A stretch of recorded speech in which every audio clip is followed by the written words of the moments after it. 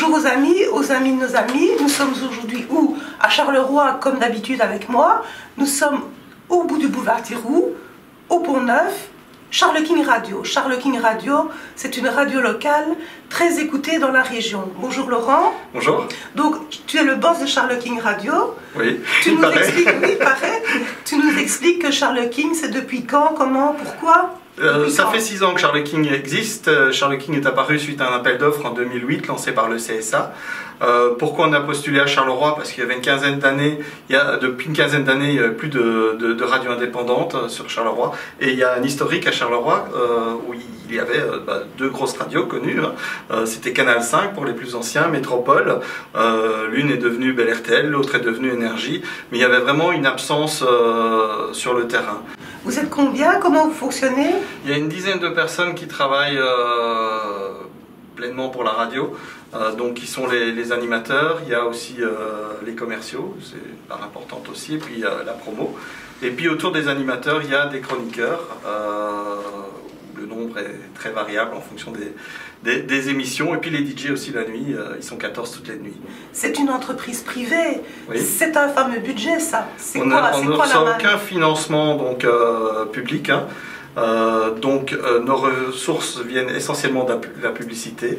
En gros, une radio, pour un publicitaire, enfin pour quelqu'un qui passe de la pub, c'est de savoir combien de personnes écoutent. Est-ce qu'on a une petite idée? Parce que vous couvrez la Basse-Sambre, Charleroi, Nivelles, ça fait combien de monde tout ça? Donc il y a une zone de population couverte par l'émetteur 106.5, qui est de plus ou moins 800 000 habitants, donc qui est un des plus gros émetteurs privés en région francophone. Est-ce qu'on peut dire en gros que vous avez entre 20 et 50 000 personnes qui écoutent tous les jours Charles King? Oui. Vous émettez 24 heures sur 24? Oui, oui, oui. Toute la nuit, il y a des émissions? Toute la nuit, il y a des émissions avec des gens qui sont à l'antenne aussi. Le son pop rock et dance. Le son pop rock and dance. Sur Charles King Radio. CK Radio. Salut tout le monde et bienvenue, j'espère que tout va bien pour vous aujourd'hui. Si j'allume mon micro, ça sera peut-être un petit peu mieux je pense. Donc voilà, je recommence, je disais salut tout le monde, j'espère que tout va bien pour vous aujourd'hui. Voilà, je vous rappelle, je m'appelle Marina et je vais passer l'après-midi avec vous jusqu'à 18 h aujourd'hui. J'ai un peu du mal là. Ouh là là, le démarrage il est un peu lent aujourd'hui. Au CIM, on nous a dit, parce qu'on est allé au CIM il y a quelques mois, on nous a dit on leur donne encore 5 ans et en fréquence modulée, quoi, hein, analogique et puis disparition. Mais la FM va disparaître, oui, ça c'est sûr, parce qu'il y a une différence. Déjà, à l'heure actuelle, bon, il y a le DAB flamand qui existe et qui passe très bien en Wallonie. Et quand on passe de l'un à l'autre, c'est le même effet que quand on passait de la FM aux longues ondes. Hein. C'est exactement la même chose au niveau qualité. T'as plus de brouillage. Il n'y a plus de brouillage. Bon, quand ça coupe, ça coupe. C'est la même chose que la FM, oui. Mis à part qu'il n'y a pas de changement de qualité de son. Donc la FM, si on est proche de l'émetteur, on a une qualité de son qui est magnifique. Ouais. Et puis plus on va s'en écarter, plus la qualité du son va devenir un peu plat comme ça. La stéréo va disparaître ou brouiller. Et donc ça, avec le DAB, ça passe ou ça passe pas. En fait, les mêmes services que ce qu'on a sur Internet à l'heure actuelle, on va le retrouver sur le DAB. Mais il faut investir. Effectivement, les investissements sont quand même très très élevés. Et donc, pour des radios indépendantes comme les nôtres, ça va être un gros défi.